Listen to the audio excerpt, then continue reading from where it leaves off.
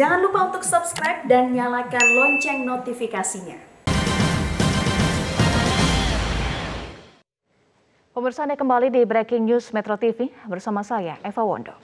Pemirsa, kami ajak Anda untuk menyimak paparan yang disampaikan oleh rekan kami, Soza Hutapea, yang akan melaporkan dalam segmen At Large terkait bagaimana bahwa erupsi Gunung Semeru yang terjadi pada Sabtu 4 Desember lalu disertai dengan guguran awan panas dan hujan abu vulkanik. Warga yang berada di sekitar Gunung Semeru pun ini dihimbau untuk meningkatkan kewaspadaan khususnya terhadap bahaya abu vulkanik. Silakan Soza untuk pemaparan Anda. Ya, terima kasih Eva. Pemirsa, peristiwa meletusnya Gunung Semeru tentunya membawa beragam dampak bagi masyarakat yang tinggal di sekitar atau di wilayah Gunung Semeru. Nah, kali ini saya akan ajak Anda untuk mengupas tentang bahaya abu vulkanik yang juga dapat memengaruhi orang yang jaraknya ratusan kilometer dari lokasi letusan. Kita langsung ke grafis pertama. Apa itu abu vulkanik? Abu vulkanik merupakan campuran batuan mineral dan juga partikel kaca atau logam yang tajam, di mana partikel ini memiliki tepi bergerigi yang keluar akibat letusan gunung berapi. Lalu, partikel debu abu vulkanik ini disebut sangat kecil, bahkan diameternya kurang dari 2 mm.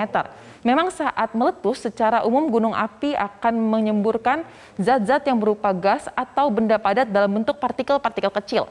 Adapun yang berbentuk gas diantaranya ialah sulfur oksida, hidrogen sulfida, karbon monoksida, karbon dioksida, dan seterusnya. Yang mana jika zat ini dihirup dalam jumlah yang besar akan sangat membahayakan kesehatan manusia.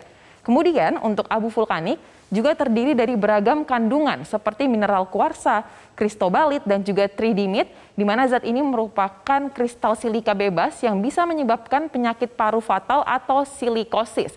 Nah, di sini Profesor Arif Fahrial, seorang akademisi dan juga praktisi kesehatan, ini mengatakan bahwa jika kandungan silika ini telah terhirup dan bertahan di paru-paru dalam jangka waktu yang panjang, maka hal ini dapat menyebabkan silikosis, yaitu suatu kondisi yang pada akhirnya membuat fungsi paru akan menurun. Nah, inilah yang disebabkan akibat menghirup dari adanya debu vulkanik yang mengandung silika tersebut sangat berbahaya untuk kesehatan paru-paru manusia. Sehingga sampai di sini bisa kita tarik kesimpulan bahwa terpapar dan menghirup udara yang mengandung abu vulkanik baik jangka panjang ataupun jangka pendek memang sangat berbahaya bagi kesehatan. Dampak negatif yang bisa ditimbulkan untuk kesehatan, kita akan lihat keterangannya. Jika menghirup abu vulkanik, dampak bagi kesehatan yang pertama ialah untuk bagian pernafasan. Nah, di sini yang ditimbulkan ialah adanya masalah pernafasan dan juga kerusakan paru-paru atau kita sering menyebutnya sebagai ISPA. ISPA ini tandanya bisa bermacam-macam seperti sesak nafas, flu ataupun batuk. Kemudian dampak kesehatan untuk indera penglihatan. Di sini ada partikel debu vulkanik yang disebut jika kena kepada mata ini akan mengakibatkan goresan, dan yang paling parah ialah jika terhirup dalam jumlah yang besar maka berpotensi berujung pada kematian. Selain dampak bagi bidang kesehatan, ada juga dampak bagi lingkungan. Yang pertama ialah jika abu vulkanik ini cukup tebal, maka sudah pasti akan menutupi sinar matahari sehingga jarak pandang pun akan semakin pendek. Kemudian juga dapat merusak tumbuhan karena tertutup oleh tebalnya abu vulkanik dari letusan gunung api tersebut. Dan yang terakhir ialah membahayakan lalu lintas udara. Oleh karena itu biasanya jika ada gunung api meletus, maka kegiatan aktivitas penerbangan dari bandara-bandara di sekitar lokasi gunung api tersebut akan berpotensi untuk terganggu karena tadi jarak pandang yang terganggu. Nah, sampai di sini setelah kita mengetahui bahaya yang ditimbulkan akibat terpapar dari abu vulkanik, maka langkah berikutnya yang harus kita pahami ialah cara mengidentifikasi gejala-gejala yang muncul. Kita akan lihat gejala-gejala yang biasanya muncul jika terpapar dari abu vulkanik. Yang pertama ialah timbulnya masalah pernafasan seperti adanya batuk, kemudian gejala flu. Selain itu, sakit kepala biasanya juga turut menyertai, kemudian ada juga kurang berenergi seperti letih, lesu, dan lemas. Kemudian produksi lendir meningkat, sakit tenggorokan juga dialami oleh orang yang terpapar abu vulkanik, dan mata berair atau iritasi karena tadi partikel sangat kecil jadi sangat mungkin untuk masuk ke dalam mata.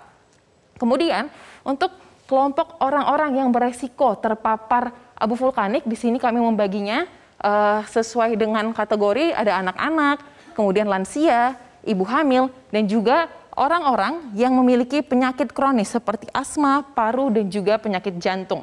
Jika gejala-gejala tersebut sudah teridentifikasi, maka langkah berikutnya yang harus kita pahami ialah mengenai pertolongan pertama, karena pertolongan pertama ini menjadi sangat krusial agar kesehatan tidak semakin memburuk, karena memang ketika situasi bencana alam seperti ini, pertolongan pertama di sekitar lokasi kejadian menjadi salah satu kunci penyelamatan bagi warga yang terdampak. Di sini kami melansirnya dari klikdokter.com.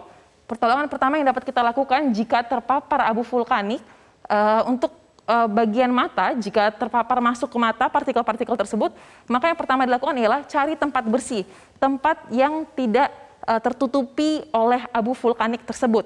Kemudian hindari untuk menggosok mata, karena hal ini hanya akan menimbulkan iritasi yang lebih parah. Kemudian jika Anda merasa mata Anda telah terpapar oleh abu vulkanik atau debu-debu yang berada di sekitar tempat Anda berada, lebih baik daripada Anda menggosoknya, Anda langsung saja basuh dengan air yang bersih. Ingat, air yang bersih, jangan menggunakan air yang sudah tercemar atau air dari tanah. Karena biasanya ketika ada gunung meletus, maka kondisi air tanah di sekitar itu akan semakin menurun.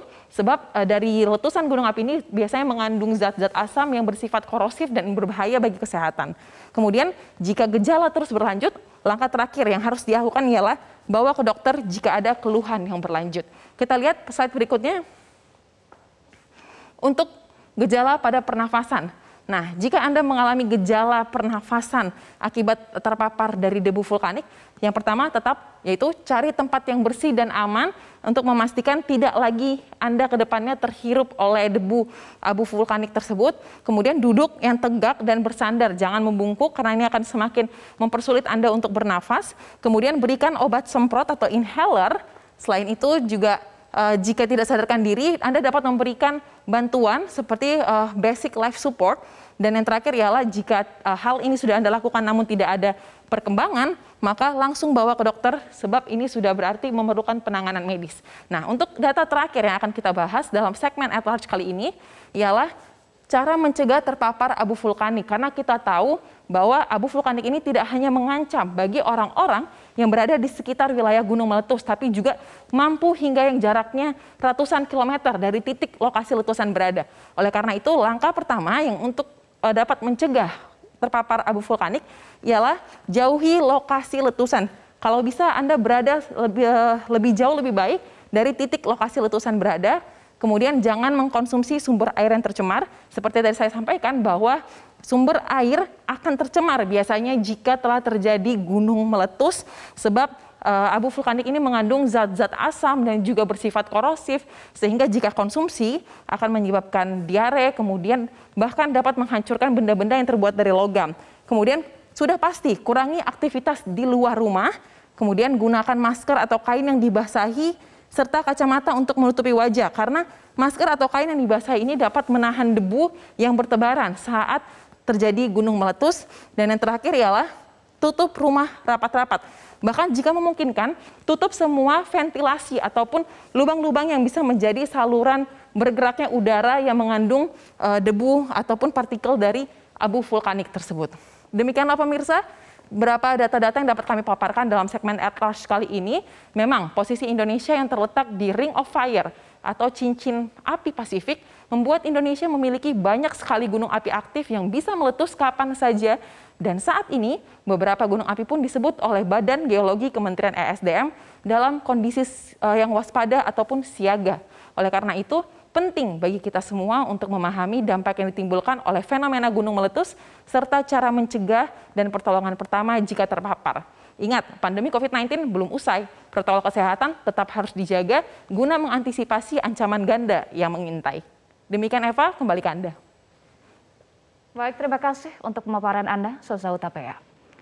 Pemirsa Breaking News Metro TV akan kembali usai jeda, tetaplah bersama kami.